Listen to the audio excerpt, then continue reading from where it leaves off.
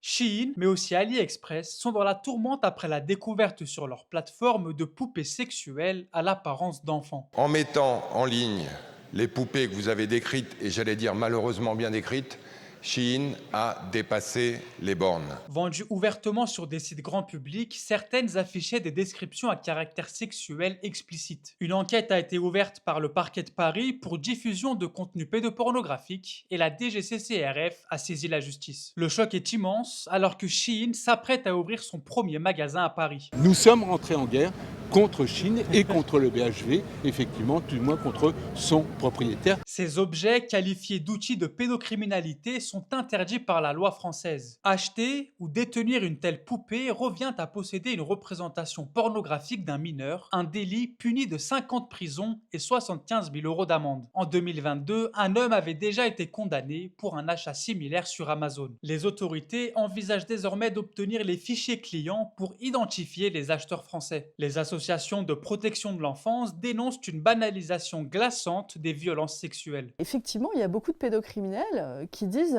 mais c'est rien, c'est même pas des enfants qui existent.